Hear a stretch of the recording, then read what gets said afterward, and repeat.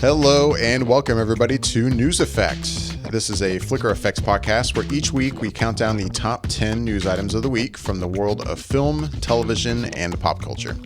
By the way, we're recording this on August 21st, 2016. I'm David Lott. Joining me, as always, are Bobby Jackson, Yasha Wilson, and Michelle Curry. How's it going, guys? Good. Is it really August 21st? Yeah, it's fucking scary. Right around Isn't it? Sweet baby Lord, where did this month go? It's crazy. Well, just think about this little factoid. We've got about 4 months till Christmas, and it'll go by so fast. Oh my god, no. Basically, the rest of this year is lit on fire. It might as well be 2017 at this point.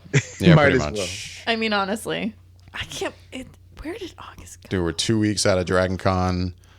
We're 2 weeks away from pumpkin spice lattes and Right? pumpkin beers and oh my god. Pumpkin everything. Even though it'll still be hot as talking about shit Christmas here, now. but Yeah.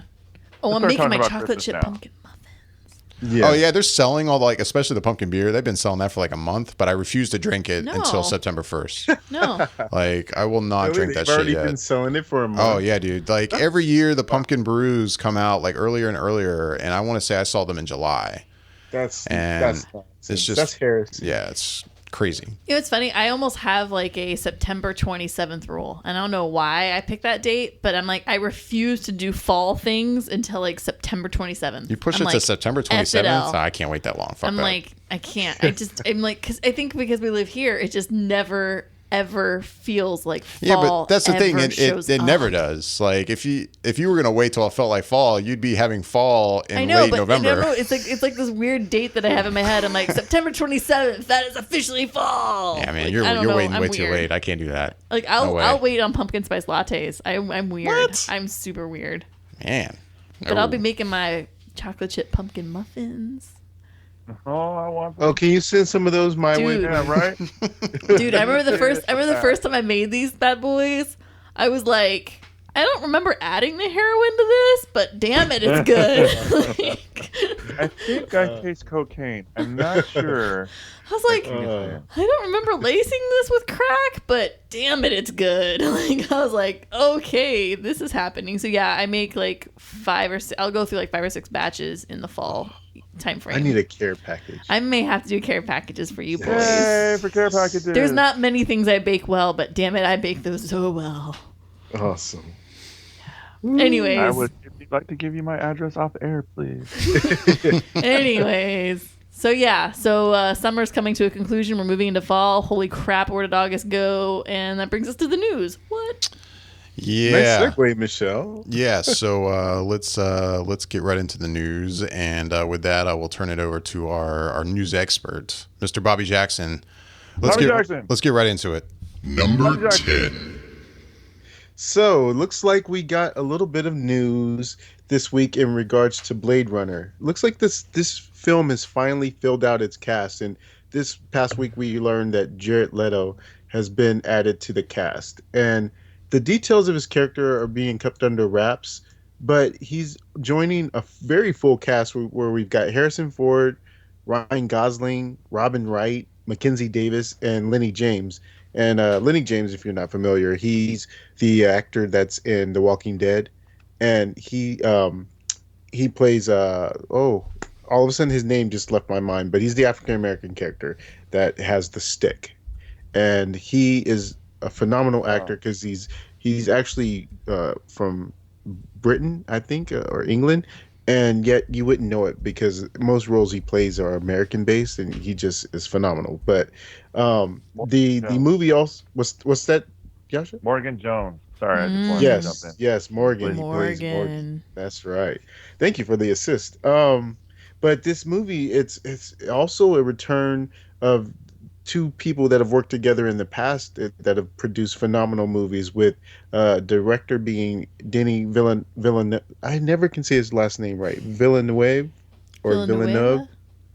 I think it's either Villeneuve or Villeneuve, but either way, it's him and cinematographer that he likes to use, Roger Deakins. So this should be a pretty spectacular cast being put together on film. As far as how the movie will turn out, we don't know that yet, but it should be something at least visually appealing and like eye candy. And it's set to hit the theaters October 6th, 2017.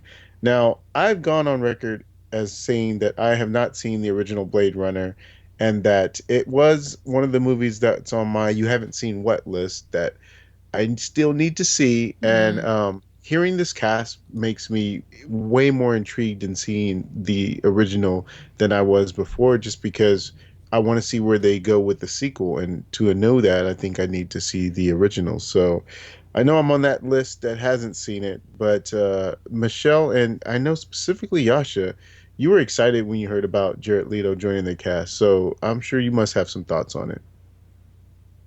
Michelle, you want to go first? Oh, I mean, I will say, yeah, I think it was probably a year ago. I did the original Blade Runner as my You Haven't Seen What one time. And I was a little underwhelmed. I didn't dislike the film, but I was underwhelmed by it. And I wonder if it's just because of how much buildup there was for it. But I will say, with this new film, I mean, I don't know. I like you see these names. You see Harrison Ford, Ryan Gosling, Robin Wright, like Mackenzie David.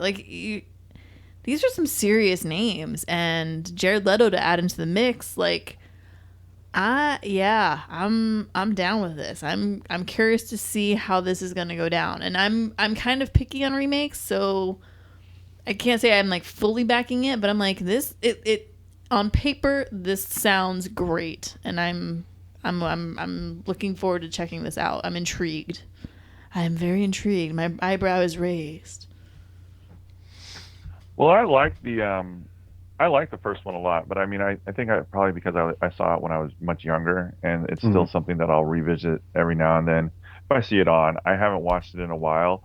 I probably will watch the original from start to finish before I see this one again, just to refresh my memory.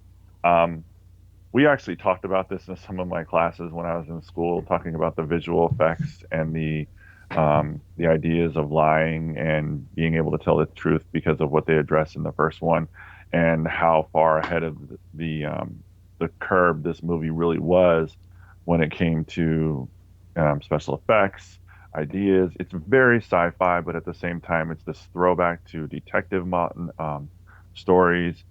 I'm looking forward to it, and I like Jared Leto a lot. And what I'm hoping to see is I hope we kind of get a Rutger Hauer type role from him, where he's one of the replicants that's kind of just really that good at deceiving people, if you will, as to who he really is. So I'm really interested. I like Jared Leto a lot, and I can't wait to see what he brings to this movie.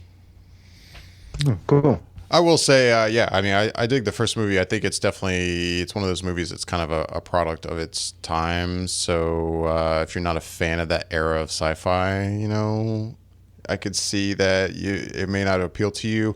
Or it's something that's built up for so long, and then you finally see it, you definitely probably have a certain type of expectation going into it. And I don't know, I dig it for what it is, but I could see that anybody going and seeing Blade Runner for the first time now, especially considering probably everything they've heard, I would guess the extreme majority of them would be like, oh, this is what everyone raves about? Like, I don't know. That's exactly how I felt. I mean, right. It's not a bad film. I was underwhelmed because I feel like the build-up for it was so intense. But, like I said, for this remake, it's definitely interesting. Right. Well, that's what I'm thinking, like, in terms. So, David, you've seen it, right? The original. Oh, yeah. So then, if you were to obviously take what you understand, what the concepts and the general questions that the original movie is bringing up, and you take that into a sequel with all this talent, with Villeneuve and with Roger Deakins and this cast, does that make you look more forward to the film, or is it still kind of like you just need to see a trailer first, or is it something that you think won't weigh in on you one way or the other? I would say the Leto casting in particular it makes me happy. I'm wary in general of doing a sequel to a movie like that, such a stylized movie like that, doing a sequel to it now and what that's going to be like. So because it's like, are you really going to make it kind of in the kind of form of that original film? Are you going to do something that's more modern? I don't know. Like that, I'm very curious to see a trailer and to get a sense of like what the style of this is going to be compared to the first. Is it going to be in that, you know what I mean? When I say the same world, obviously it's the same world, but you know, that part makes me wary. So got it. But the Leto casting is awesome, and that makes me happy. So cool. Well, let's move on. 9. All right, number 9. So we got Cyborg is set to appear in the Flash film. Now this is still just rumor and speculation because but sources have told Variety that Cyborg will be appearing in the Flash. Shown at this time how big a role will have, but the idea is to be able to give Cyborg another film to appear in before making his standalone debut in the 2020 movie of his own solo movie. So the Flash starts filming later on this year in London, and it's supposed to come out in 2018. So my big thing is like, it definitely would give him exposure, but it will be a thing where I'll need to see how much he's into it, because if he still doesn't have his own solo movie until 2020, it can determine a lot, and that's still 2 years away before you actually see a film from him. So when I heard this news, it was kind of like, I remember hearing some rumors of that supposed to be a thing that could happen at one point in time earlier in the year. And hearing this, it automatically makes me think of, are they trying to force it in just because they want the character of Cyborg to be able to support his own film, or will it feel organic to the story? And I guess I won't know that until I at least see Justice League and see how the characters play off of each other, if they kind of develop some sort of buddy relationship to where it warrants them sort of appearing, or warrants Cyborg appearing in Flash's movie. Otherwise, it's an odd pairing to me, because in the comics and any of the animation iterations, I've never seen them two sort of close or talk. Not to say that they don't like each other or anything like that. It's just some of the characters have a natural bond with each other. Typically it's Flash and Green Lantern, but since Green Lantern isn't in the world yet, in this universe, they couldn't use him. So yeah, I don't know. I heard the news, and I think it's smart on them to be able to try and do that, but I don't know how well it will be pulled off, just because it doesn't necessarily seem organic to me at this time. But David, what did you think when you heard the news? I mean, I don't know. It's tough. I mean, it could be a good thing. There's part of me that's like, I just kind of want Flash to have his own movie. Don't really want you know, a constant need to have multiple like a characters appearing in each other's movies kind of thing, to make this point of it being this connected universe. Like, so I don't know. I'm kind of mixed on it. I mean, it could be handled well, and it could be handled poorly. So I don't know how to feel about it at this point. Michelle, I heard you say kind of agreeing with David. Yeah, I agree. I mean, I don't think it's going to feel organic at all. But at the same time, I feel like, I don't know. Yeah, I feel like they almost have to kind of interject him, because I feel like as far as mass audiences go, a lot of people don't even know Cyborg at all. Like, not even just like his backstory, but I just don't think he's as main of a character. I mean, now maybe a little more, because there's, Teen Titans? Teen Titans Go. Right. Yeah.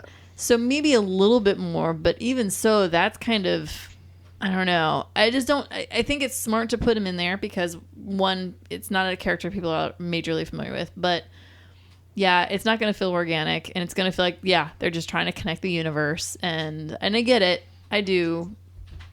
But yeah, I feel like they probably could do without it. And I'm not saying anything negative. I think he's going to be a great character, and I think his storylines are going to be great, but just this constant, like, let's make sure everybody understands what we're doing in the future.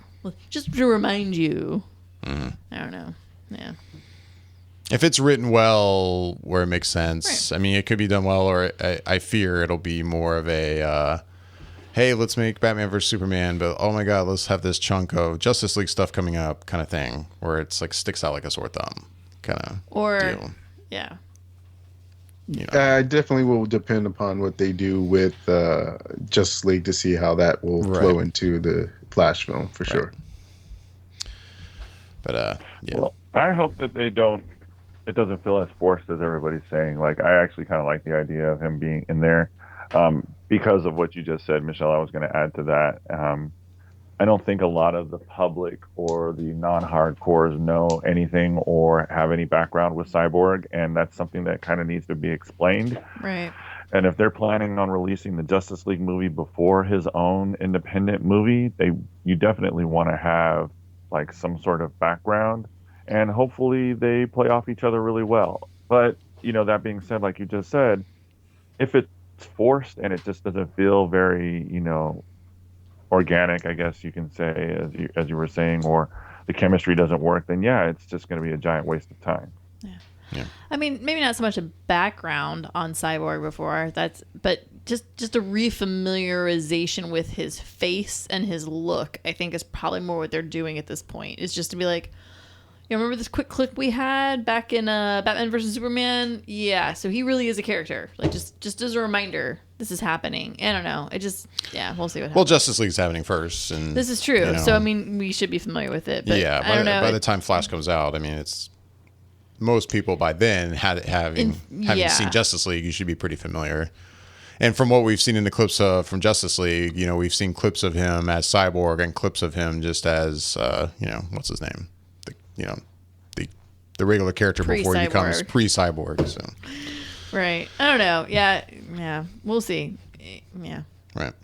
All right. Number 8. Well, if you've been hoping to see Will Ferrell and John C. Reilly team up again, you're in luck. Oh my God, I can't wait. Oh, really? So then you're going to love this story, David. I'm totally joking. Deadline is reporting that Sony is producing a movie directed by Ethan Coen, which puts Will Ferrell and John C. Reilly together in the roles of Holmes and Watson, but with a comedic bent. So there's Sony's thinking is that there's different iterations out there that we have today with Elementary and Sherlock with Benedict Cumberbatch. And so they want to try and do something that's a different sort of take that's not out there. And comedy seems to be the way to go. Now, I haven't seen John C. Reilly and Will Ferrell together in anything other than Talladega Nights. So I haven't seen the Step Brothers, but everyone raves about it. And I'm sure that they will probably be very happy to hear this news. But me, I don't know. I don't really know how to feel about a comedy version of Sherlock Holmes. Could it work? Probably. Is it going to work with these two? Maybe. I'll have to see a trailer before I can really make a decision. Yasha, what did you think when you heard the news? I know that I've known that they've been kind of dancing around this idea for, a while now, actually, since the whole Sherlock Holmes started to resurface and had a resurgence, I guess, in popular culture and, society with Robert Downey Jr.'s version, and then Benedict Cumberbatch, and then the television Elementary show, just a retelling of the story. I'm like you just said, Bobby, you really summed up my description of it. It's like, can it work? Maybe. Will it work? I don't know. Like, I'm just kind of like, it depends on, are they going to go for like a Victorian age? Are they going to make it like a modern day tale of Sherlock Holmes? Is he going to be like this, character who stumbles around and accidentally falls into the answers? Or is he going to be absolutely brilliant and just overly smart? Are they going to play off of the pseudo homosexual relationship that Holmes and Watson had, that they dance around? And I don't know. Like, I mean, what direction are they going to go in this? So it's like, I have no idea what to expect, but that's kind of what you get when you go see a Will Ferrell movie and a John C. Reilly movie at that. You never know what to expect. So I'm kind of indifferent. Like, all right, yeah, I guess. I mean, it's not on my top 5 as to like what I'm really looking forward to seeing, but I like Will Ferrell and I like John C. Reilly, so I would probably support this movie once it gets made. Michelle, I know you have. I don't actually have. Are you a big Step Brothers fan? I know that comedy resonates with a lot of people, and I just haven't seen it. I just have not gotten around to seeing it, even though it seems like it would be up my alley. So I've not seen Step Brothers. I have seen Talladega Nights. Will Ferrell, for me, is very hit and miss in his comedies. There's sometimes I really enjoy it, and I think this stuff is hilarious, and I'm down with it. And there's other times it's a big miss for me. Talladega Nights was a big miss for me. I did not enjoy it. Yeah, I'd heard about this a little while ago, and I remember the day you guys kind of started the conversation on this one. I was really praying you guys hadn't seen the full announcement, because the announcement popped up in my feed pretty quick because, you know, I have things tagged for Sherlock and Sherlock Holmes things and whatnot in my life, but yeah, my eye roll can't be big enough on this one, and I mean, I think my response to you guys was just a facepalm image of something. I can't. I can barely vocalize into adult words my feelings towards this idea. I don't know. Yeah, I have very strong, not good, positive emotions towards this, but that's a lot because of my familiarity with the storyline of Sherlock Holmes and Sir Arthur Conan Doyle's works. And while, you know, I enjoyed the movies that Robert Downey did with Jude Law, and I think there was a good mixture of humor, I think a full-on comedy in this way just makes such a farce of what the works are done. I mean, these are books that when I was younger I read, and it was just, this is what really got me into reading when I was much younger, was reading these adventures and the way that he worked. He's, you know, other than Batman, he's one of the greatest detectives ever to walk the face of the planet. And it was intriguing and thought-provoking, and he was so ahead of his time in science, and it's just a character that's written in a way that my head and my heart hurt on this one, and it's just, I don't know, I'm so not down with this in so many levels. Like I said, I can barely put into good vocabulary words, let alone adult language. No. So you're excited. So what I'm picking up is that you're totally excited about seeing this movie. That's what I'm getting. If it could die 1,000 deaths in a river somewhere or the Bermuda Triangle, I'm so okay with that. Like, wow. If just no studio has any desire to back this, that's fine. I can't even, no.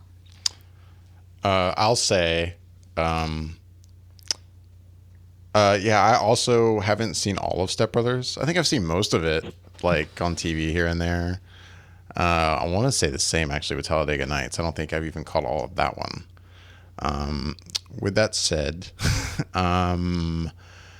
you know, given the context of this, like you mentioned, Bobby, how we have a lot of Sherlock going on right now. It seems to be kind of everywhere.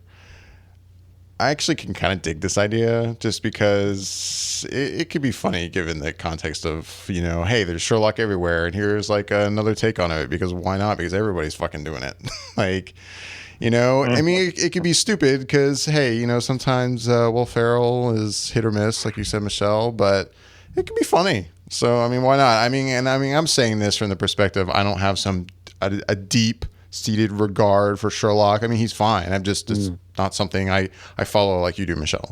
You have a deep love for that character and those books, and that's cool.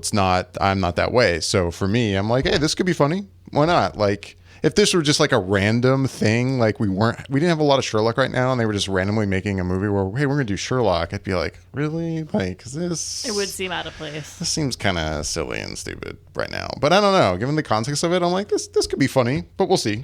It could be also extremely stupid. So, is Michelle giving you the look right now? Yeah, she gave me the "we're never talking again" kind of look. It's fine, I understand. Michelle loves her some home. I do. Yeah, sorry. I had to give somewhat of a different opinion on this. No, it's fine. It's cool. No, and I'm not giving that opinion just because I'm trying to be different. But no, I really think it could be fun. And I know, like, right as you started saying this, Bobby, like, oh, you know, are you looking forward to another movie with John C. Reilly? And, you know, I was immediately like, oh, jokingly, like, hey, they're fine. I don't have like some like hatred or anything for their types of movies. Will Ferrell and John C. Reilly movies, like, they're not usually my thing, but Yeah. they can be funny sometimes. I've seen, a lot of parts of Talladega Nights I've seen. I'm actually like, oh, that's actually pretty funny. It's, I don't know. So that's where I stand. Number 7. Looks like EW finally gave us a full reveal of the Pennywise costume this week. And if you're looking at it, or if you've seen it, then you'll know it's definitely different than the original that we had. This version has more of a Victorian, Elizabeth, can't say the word, Elizabethan kind of look to it. And I know from when I saw it, I was kind of like, oh, okay, well, this is definitely different, and they're going in a different direction, and I applaud that because you want to have something that kind of stands out. And when I see it, it looks like this very dingy, weirdly fitting, kind of oddly placed, out of time look for a clown, which makes it infinitely more creepier and scarier to me than the normal look of Pennywise. I like and obviously grew up knowing the original look that Tim Curry had, which definitely looks like a clown. But I don't feel, since I don't have any kind of phobia towards clowns, I would see that clown and be like, all right, it's a clown, until he shows his teeth. And then you'd be like, oh, that guy needs some serious dental work because he looks gnarly. But aside from that, he wouldn't have looked scary to me. Whereas this thing, if I saw him, it just looks weird because of his old clothes and just, I don't know, it just looks very odd and off-putting because it just doesn't fit into what my brain recognizes as what a clown would look like. But I'm sure it probably looks like a clown that they'd had back then and during those times. But so for me, I really kind of am interested and intrigued by this look and direction that they're going in with this character. But I know that it is controversial because some of the people that we're currently talking with right now on this show aren't really big fans. And Yasha, I do recall you not really taking a shine to the new look. Yeah, I mean, he looks fine as a clown. I mean, he looks creepy. So, I mean, by that being said, he fits really well to the creepy aspect of what, the look is. But as I said before, like when we were talking off air, earlier in the week, it's, he just, unless this picture is, formatted to be really dark and kind of menacing and whatnot, in the book, he's described as, a very bright outfit, bright buttons, bright pom-poms, and everything about him was very bright. And then it's not until he deals with the children or anything else that he changes and drastically changes. So if they show this character, this is the latter of the two, where he's changed and he's going to deal with, X, Y, and Z character and have this interaction and be evil, then okay. But it just kind of gets really far away from what King described years ago. At least from what I remember when I read the book. It was a long time ago when I read the book, and it was just one of the creepiest books you'll ever read. But it's just not bright and colorful like a clown should be. The costume looks pretty good, like, the Victorian era and whatnot that you were mentioning there, Bobby. But I don't know. I really fell in love with Pennywise from the 1990s movie. And Tim Curry is going to be hard to beat. So this guy's got, his work cut out for him. I will say I agree with you, Bobby, that it looks creepy. I'm not familiar with the book. I've read my fair share of Stephen King books, but this is not one of them. And I've seen the Tim Curry It, but it's been a long time for me. And so from the context of, does it look scary? Yeah, I see that picture and I'm like, oh, that's creepy. And it's, it's the older look adds a creepiness to it. But I can also like understand that it seems maybe like an odd look, like it should almost look more modern. And that's what's creepy about it, is that he looks like a regular clown and then he's just scary as fuck, like as a normal clown, not just like, hey, I just look creepy like creepy clown. I don't know. You know what I mean? It's just I can see it both ways. So I'm not sure what to think of it. But yeah, I'm saying that from the perspective of like I'm not like that familiar with it, other than the time I saw it a long time ago. Like real briefly, this is how the clown is described. The face of the clown in the storm drain was white. There were funny tufts of red hair on either side of the bald head. There was a big clown smile painted over his mouth. If George would have been inhibiting a later year, he would have surely thought Ronald McDonald before Bozo or Clarabelle. The clown held a bunch of balloons, all colors, like gorgeous ripe fruit in one hand. In the other hand, he held George's newspaper boat. So it's like, I mean, that's just a very, positive image of a clown. And that's what I remember from, reading the book, years ago. And it goes on and then it changes and, it turns into like a horrific nightmare. But it's like, and it does that in the 1990 version as well. He's really, this positive image. And then all of a sudden he turns into this horrific nightmare of, a clown. So it's like I'm really just hoping that this is the ladder of the change. This is what he looks like when he changes. And, this is all just off of an image. I mean, and we are very judgmental of, that first image when we see anything. I mean, we're judgmental of the Joker and Bane and any other movie that we watch and we see is like, well, that's not really how the character is or whatever. Yeah, we don't really know the context of that look in the movie. Yeah. We don't know how this is really going to work. So. Exactly. So it could, like I said, it could be after he changes, but the first introduction of the character of the clown from the book and is always has been a very like happy, positive type of thing, like, wants to be children's friends, like, something that would horrify somebody. And so I'm hoping that that's what we're going to get with this. And this is just a ladder of the two forms of the clown, and this is what they released to drum up controversy and people talking about it, which is what they've done. Right. Well, I don't know when we'll get our first trailer, but the movie does open September 8th, 2017. Cool. Number 6. Clue, the old movie from the 80s, is being remade. Yes, the same old movie that was based off the board game that I'm sure everyone has played at some point in time. Although I don't know if millennials have played Clue, but if you're my age or older, you've definitely played the board game. And it looks as though it was at one point in time at Universal, but I guess they ended up not doing anything with it when some of the other board game movies seemed to have bombed, like Battleship. And some of the G.I. Joe movies that Hasbro had done as well were not doing great. So 20th Century Fox looks like it's picking up the reins and will proceed with the remake. And not much is known about it other than I was able to find a little bit of information saying that it's being changed from just a whodunit style murder mystery that's set in a mansion and becoming more of an international action adventure story.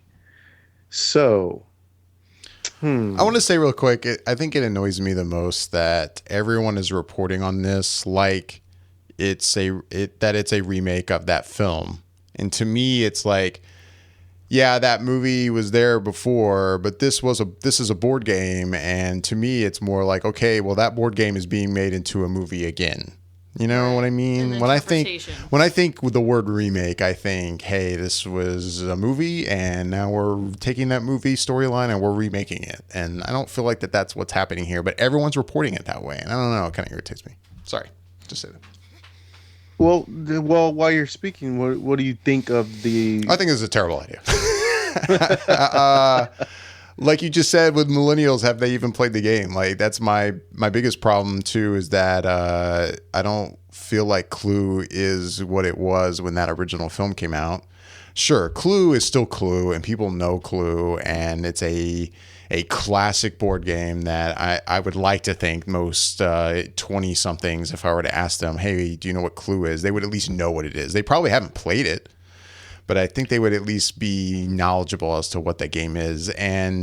But with that said, I still don't feel like it is what it was, and I don't think there's a demand or going to be a draw to see a movie of a board game that right now is not like that hot, you know? Like if you were to make a board game of Cards Against Humanity somehow, then that would be big. Not that you could really do that, but you know what I mean? Like, no one's really playing Clue.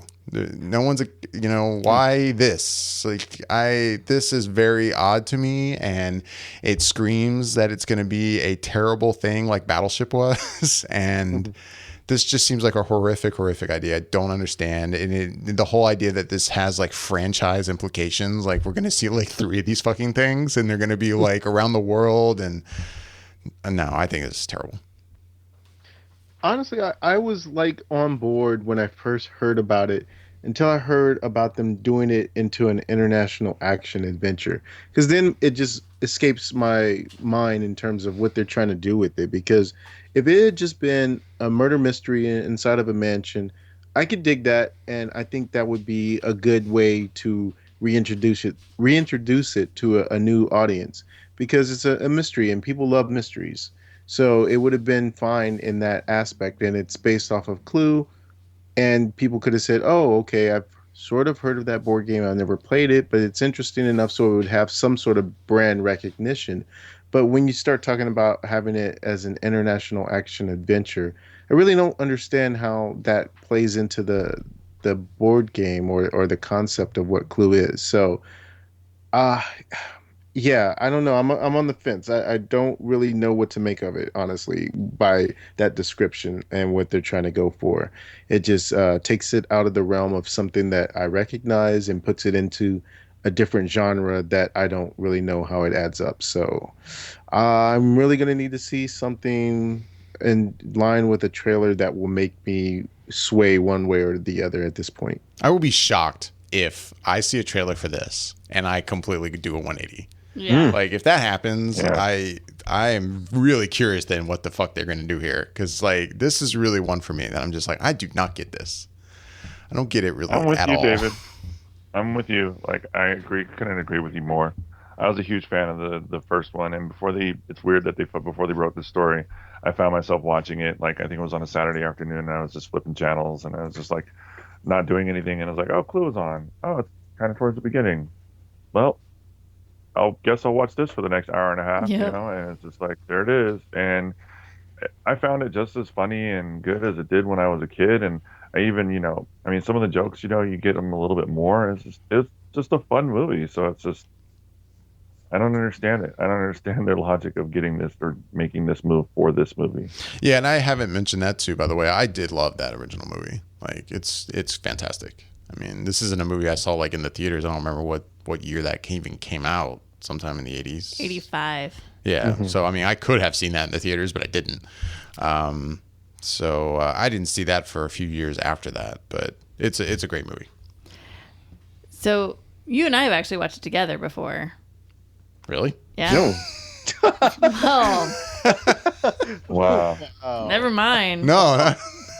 I'm sorry. My point, what I was thinking was that, so, wow. Okay.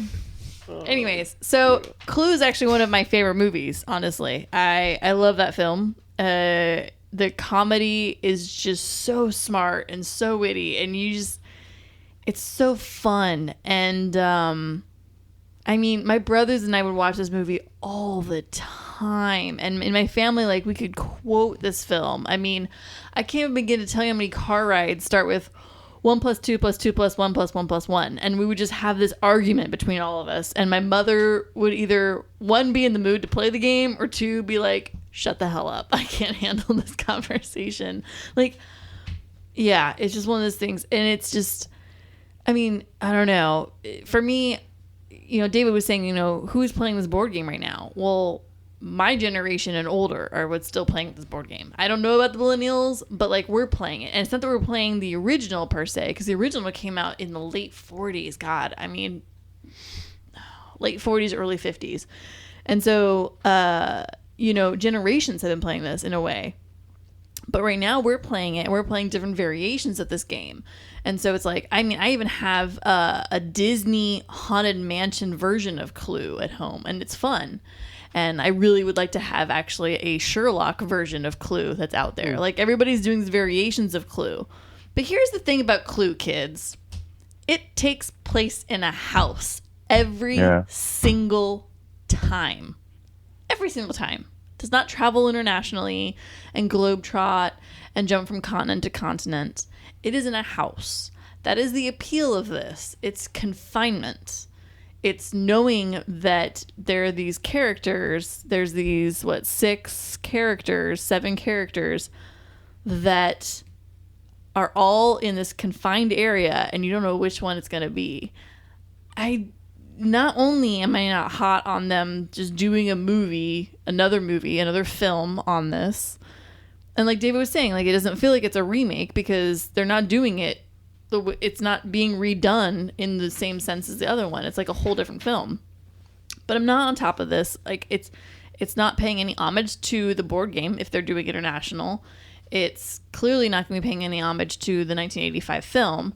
And I just don't see what, right now, as far as pop culture kind of goes, people interested in seeing this film have. Like, I just don't, like, I mean, yeah, for me, that trailer would have to be so fantastically done with just the top of the top line people making it for me to do a 180 on this.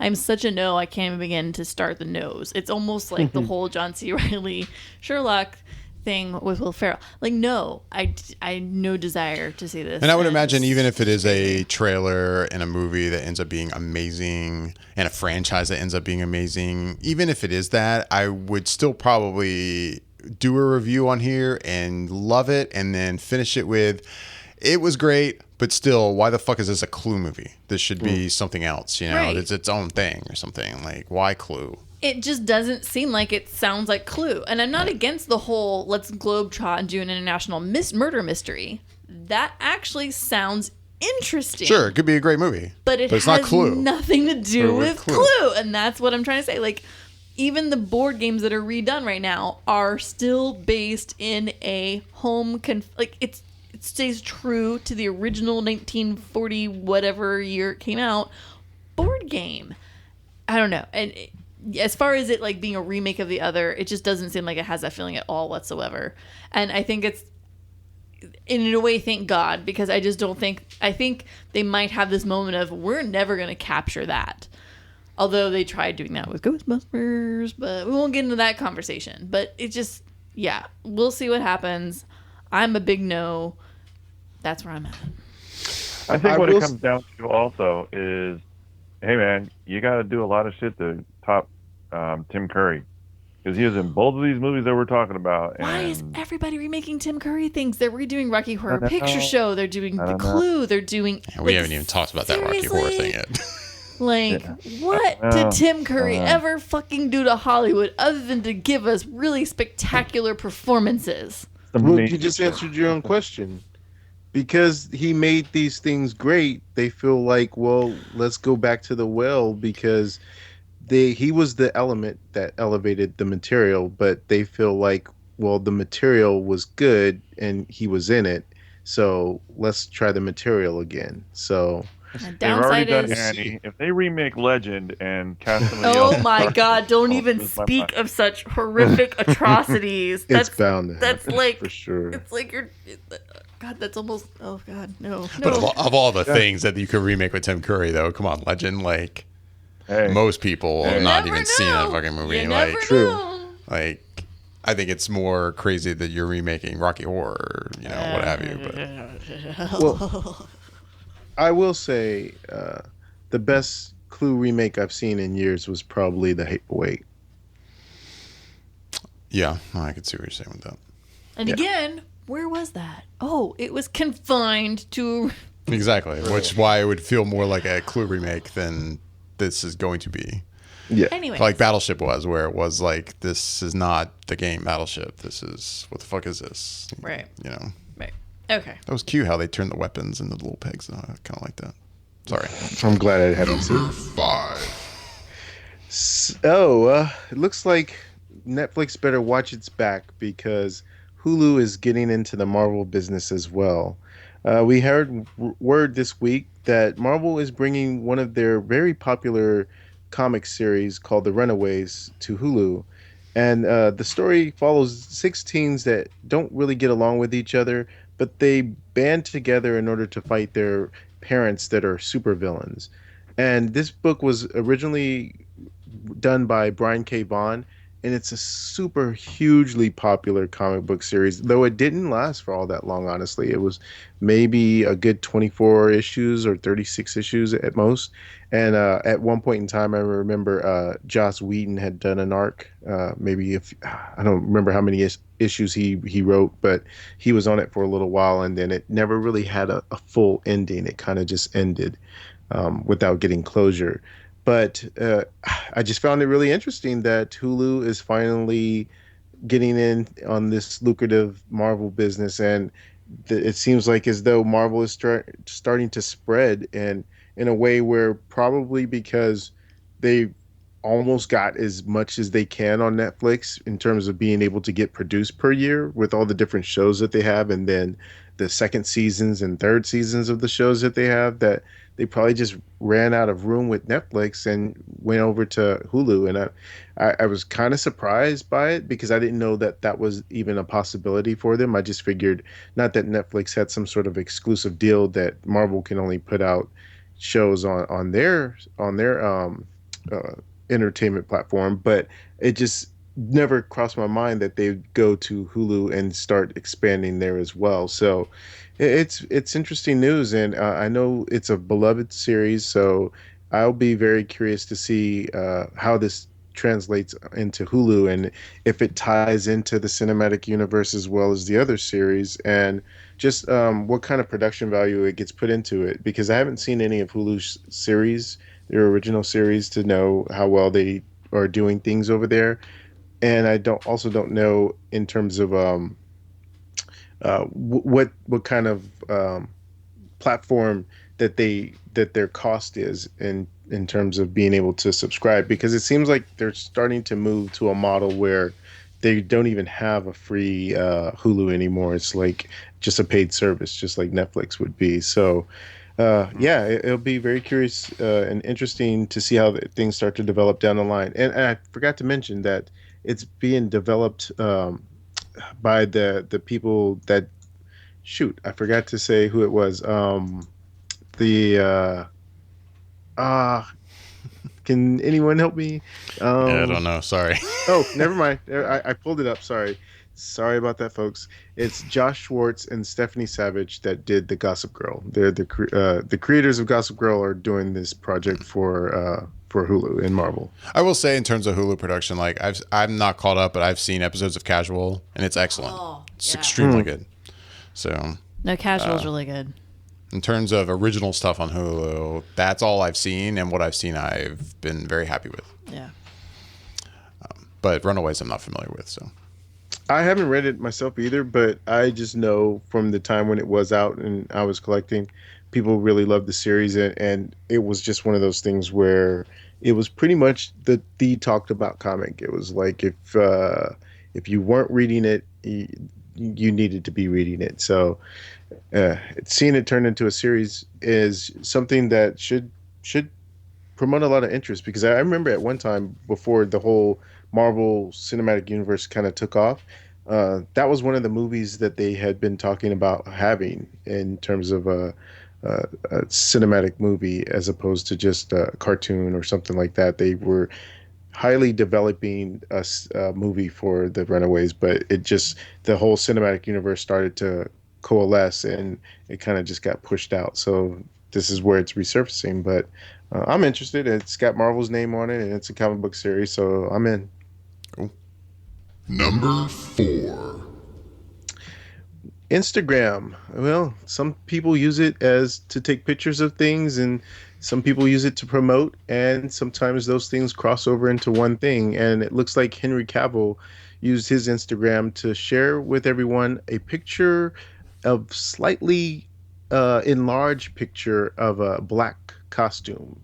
And we don't exactly have a full context of what this means, but most people are feeling as though it means that we will see Superman return in Justice League in his black suit. And for anyone familiar with the Death of Superman series, when he was killed by Doomsday, when he returned, he was wearing a black suit. And this looks to be mirroring that comic book story arc. So I am, for one, am excited because it's a costume design that looks cool and visually, and it means that for some parts of it, they will be following along with that storyline. How well they'll pull off the rest of it remains to be seen, but I do like the idea of them following along with that and having the black costume in the movie.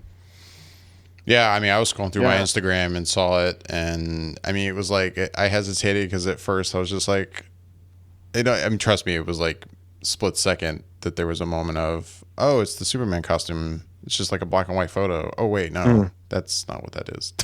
Like, I mean, it didn't take long at all. I mean, but it was, yeah, that was pretty cool.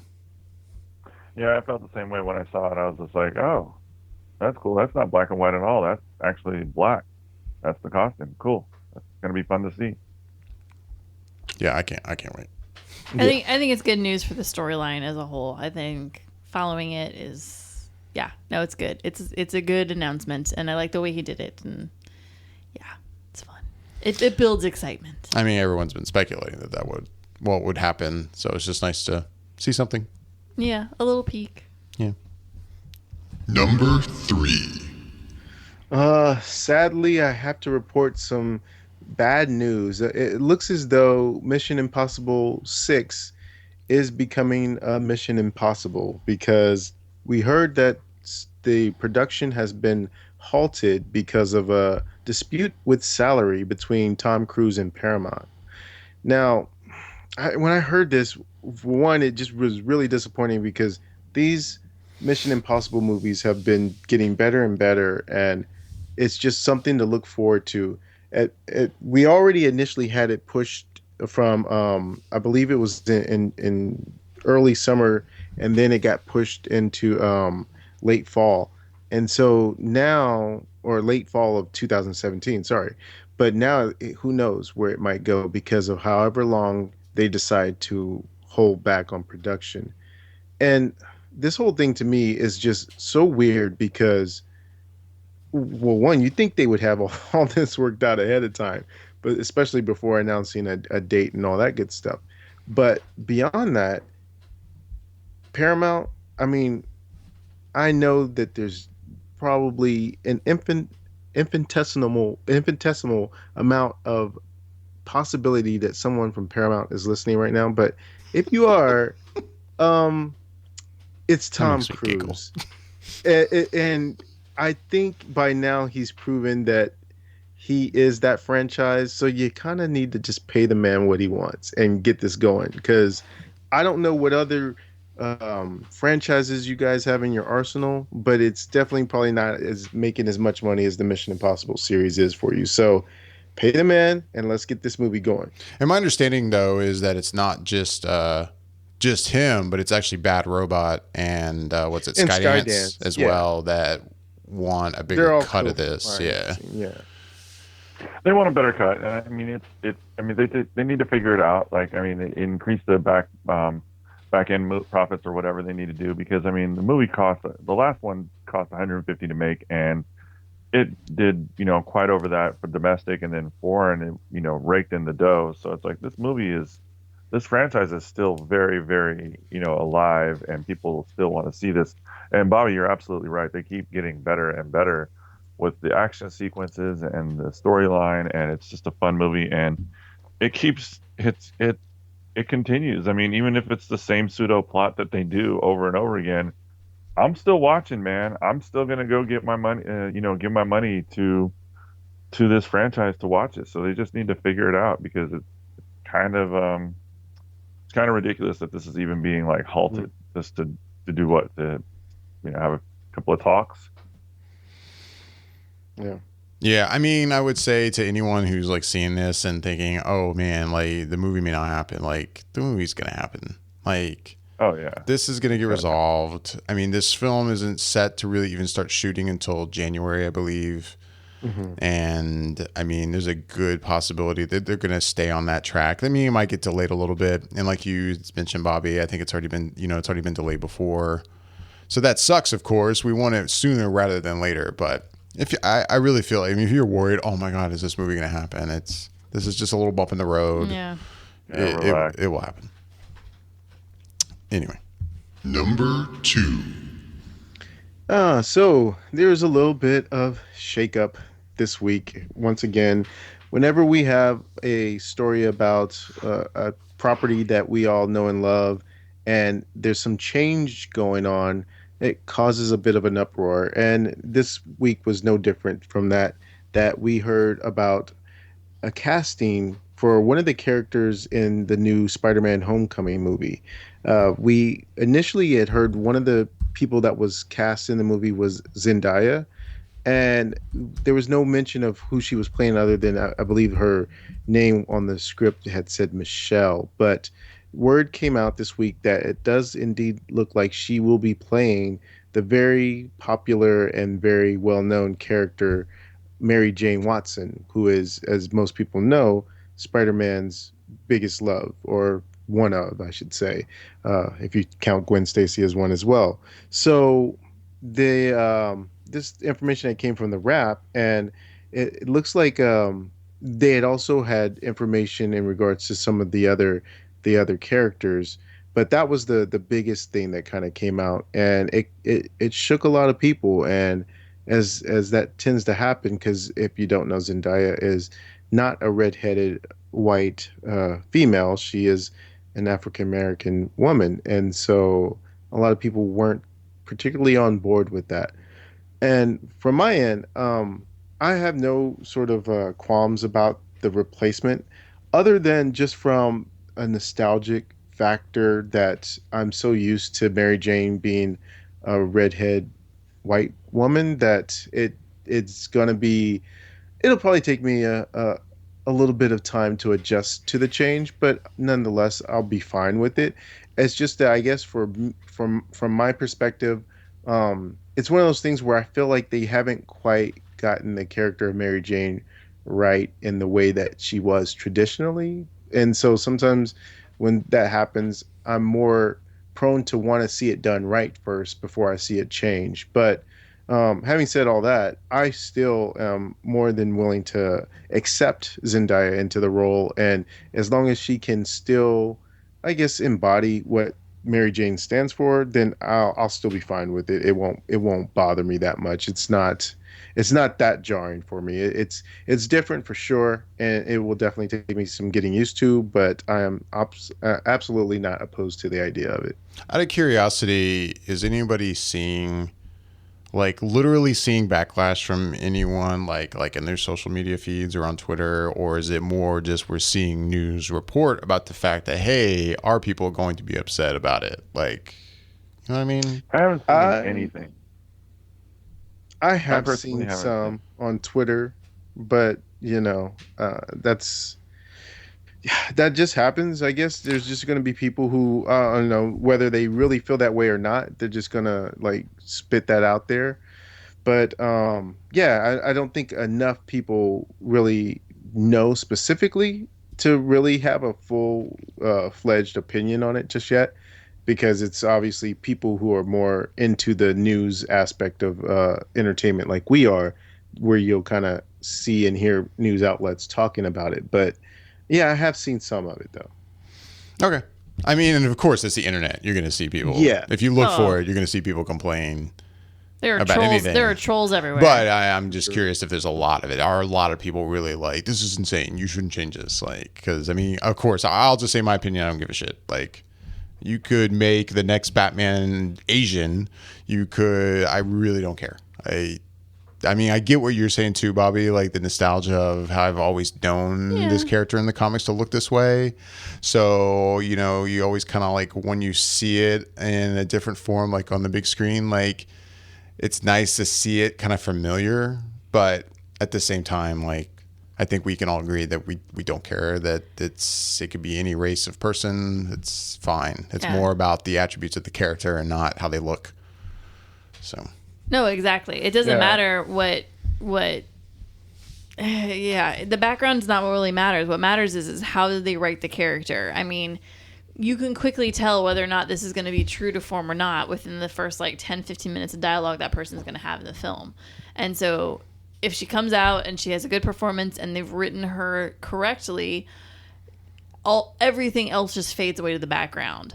However, the downside is though, if they don't do her justice again, you know, it's going to be this like, that poor actress, you know, like I feel bad because I feel like it's going to come back to her again if it's not done well, and not, you know, just because of her race. It's just going to be, it's another bad Mary Jane, you know, and then eventually it'll come back to her race because there's just trolls everywhere. But like, I don't know. I feel like we are hoping to see a good one, and I could care less about what her race is. I just want to see it written well, the way true to storyline.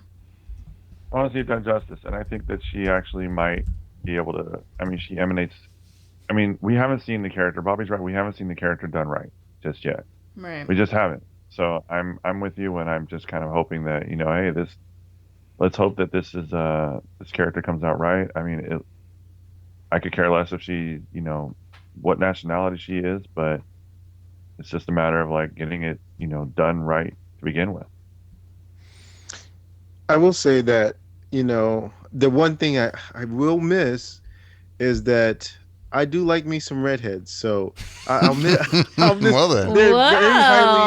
It comes out. They are very highly unrepresented in film these days, other than Bryce Dallas Howard and Jessica Chastain. You and I are not Julianne Moore, and that's all we got.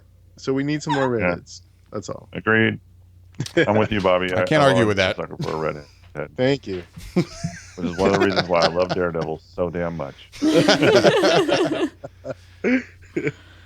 Oh, those feisty, fiery redheads. All right. Well, while we're talking about redheads, Number 1. Oh. Get in. Yeah, this is a very famous redhead. This is a Walt spectacular Disney segue. Man. finally pulling the trigger on doing that live action Little Mermaid movie. And, you know, let's do it with a guy. Why not?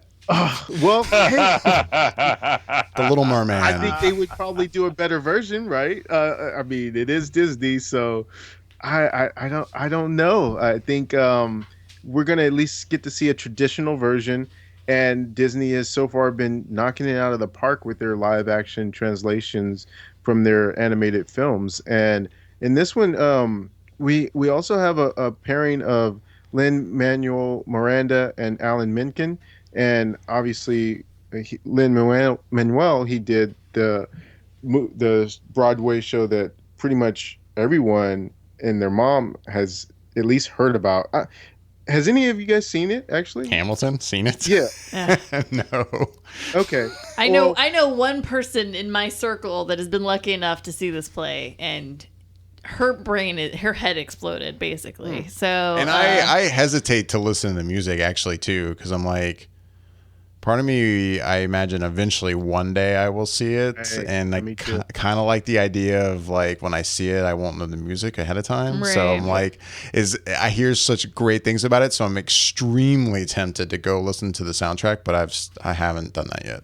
Yeah. Sorry, I know we're veering off topic, but No, but I mean, it is related. And since he will be part of a duo doing the music for this, it does say that they will be blending old and new songs into the movie. So I think this is going to be something pretty special. I mean, I don't know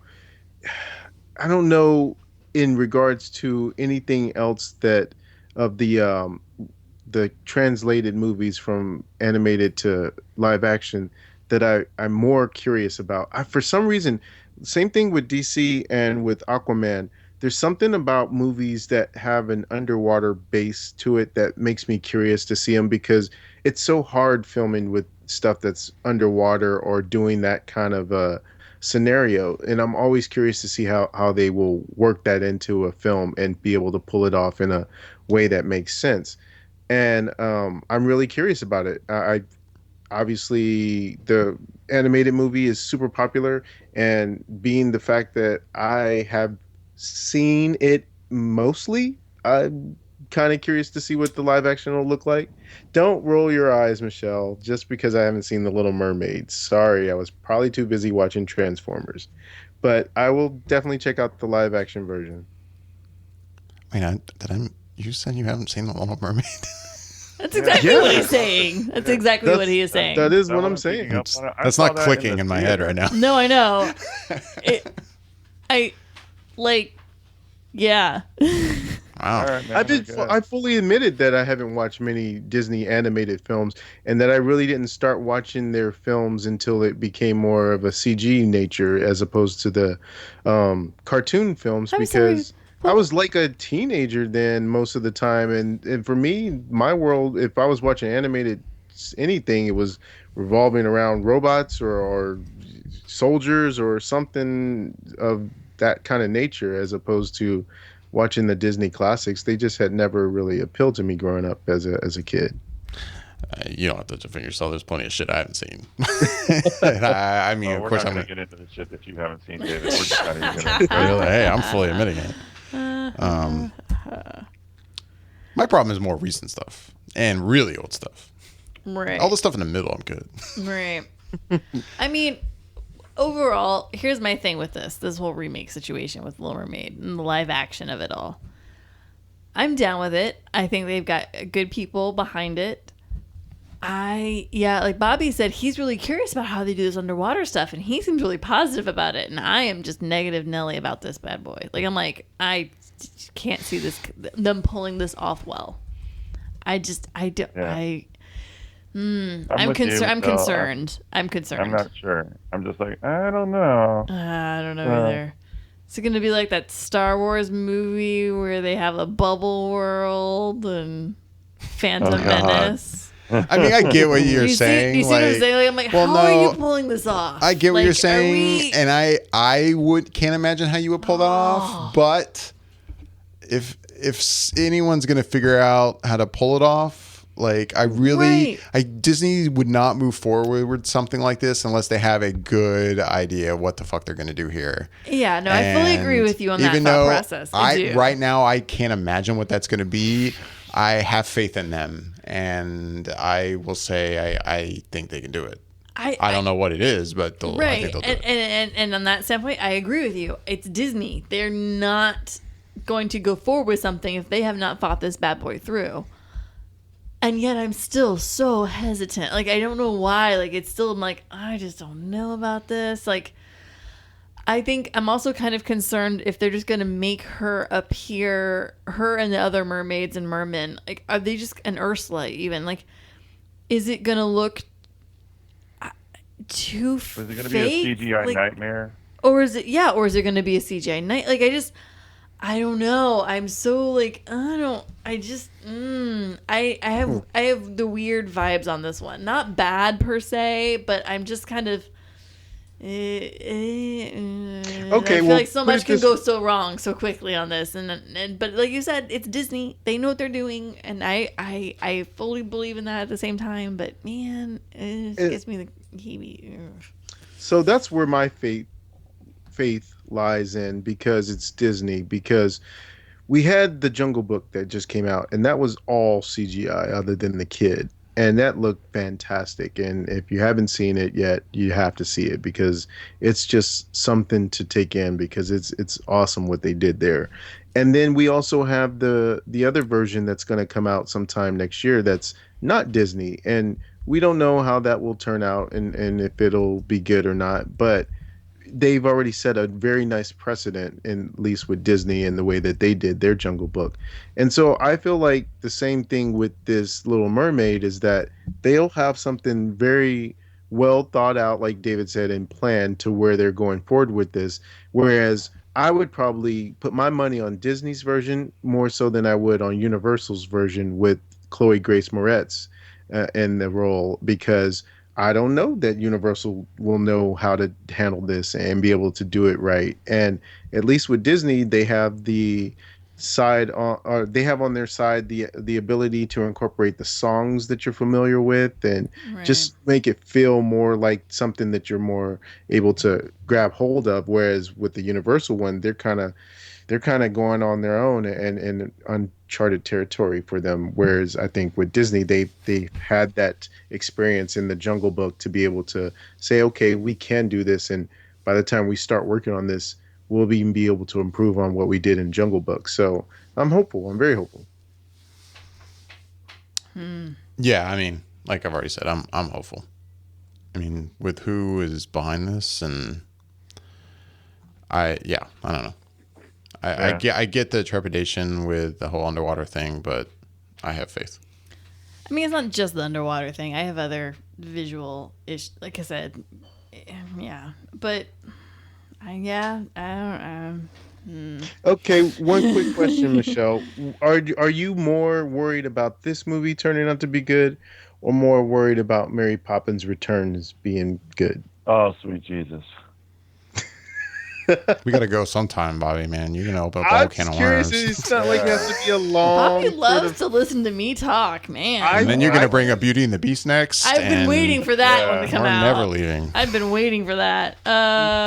Real quick, I mean, I'll say I'm more excited. I might. I'm trepidatious equally on both. Okay. All right, that's all I got. That's really. Yeah, I'm cautiously walking into both of those films with a lot of trepidation. Maybe a little more so towards Mary Poppins. I think it's helpful to me that I don't have such a strong connection to these things as you guys do, because I'm able to walk into more, of an open-mindedness to being able to accept whatever they kind of put on screen, as long as it's good. There is something I'm learning as I age in life, that ignorance is bliss, my friend. Mm-hmm. Well, hey, I'm a huge fan of Little Mermaid, and I'm excited about this. I think it's gonna be good. Maybe it's because I'm not. I mean, as far as Disney films go, as far as Disney animated films go, Little Mermaid's actually not that high on my list. I mean, I enjoy it, I love it in that sense, but for me, it was always Beauty and the Beast. So maybe that's another thing. I'm not like, ooh, I can't wait to see what they do. Like, I'm more like, ooh, I'm kind of curious to see what they do. Like, I'm much more like cautious about the whole situation. And I agree with you there. That's what I mean, is. I've always considered Beauty and the Beast probably to be my favorite, at least traditionally animated movie. Yeah. Oh yeah. But Little Mermaid 2, I think, is great. It was kind of the beginning of that return for Disney to great animated movies from the stuff they had been doing before that. I think it's written down that it is the start of that time frame, that generation. Yeah, I mean, but I love it, even though it's not my favorite. I love the music in it. No, yeah. And it's been a while since I've seen it, but I like it quite a bit. So, and I don't know. I mean, again, if I were to think about it a lot, I mean, I get the concerns with how you're going to do a live action of this, but I think I'm going to sit back and go, you know what? They know what they're doing. You have faith. They got this. I want to see what they do with Sebastian. I just want to see. Yeah. Oh all yeah. that Yeah. shit. See, I haven't even thought about that. See, and that that just leads me down more negative paths. I'm such a negative Kelly. God, you are. It's gonna be fine. They got this. Or this could be their first fuck up, and then we'll get to talk about it. It'll be fun. That would be entertaining, actually. You know what? You should be excited We for would have something. seen in Beauty and the Beast, which is going to be a spectacular film. Oh, that's gonna be terrible. Shut up. I love her that's optimism awesome. towards that. Oh one. my That'd be God. awesome. Emma Watson. It's gonna be the worst. My gonna be optimism awesome. towards that film is so high. It's just sad. You know your expectations are going to be way too high. I know. It's never going to be as good as you hope. Especially if you really resist seeing anything from it. Yeah. So much. You should watch something, No, or you're going I to be can't. completely disappointed by that movie. I can't. Really? Nope. I can't. No. I refuse. Wow. I think you're absolutely making it refuse. worse for yourself. No. I think really this do. is giving me a completely empty slate other than Except your mind, which is fine, like no, the magical no. experience that you're going to have in your mind. No, it's fine. No. Just saying. No. All right. I'm going to be curious. I want to be in the movie theater when you see Beauty and the Beast. Oh yeah. Yeah, 'cause, I guess that's a date then. I'm curious to see how you take that one in. And then it'll be curious too if we can resist talking about it afterwards and we save it for the show. you have Oh, to that's gonna be just hard. Yeah. Yeah. But I'll be able to tell. I'll get the vibe. Well, I'm a very yeah. You're the opposite of me when we see movies. Like Right. I don't show emotion. No, you're a stone wall. No. It's like hanging out with like a And let's piece say- of, it's like hanging out with a piece of Stonehenge next to me. unless There's just nothing. unless you were in the theater when I saw Pacific Rim, which is a whole different experience. Wow. When I actually showed emotion. Right. No. I'm very like I mean like I'm not like I very rarely like say things in the movies. I try not to, but every now and then I'll give a really? Wow. Oh, what? Oh. Like I'm very like I'm not vocal, but man, my facial expressions say it all, dude. Like I'm very I don't hide my emotions at all in any way, shape, or form. You see it all. The filter is not there. It's gone. All right. Well, thanks for the news, Bobby. We've gone on a bit long, so we'll go ahead and get out of here. As always, we'd love to know what you thought of the show, everything we've talked about. You can email us at feedback@flickereffect.com and let us know, please. We would love to hear from you. With that, I'm David Lott. I'm Bobby Jackson. I'm Joshua Wilson. Michelle Curry. Thanks for listening.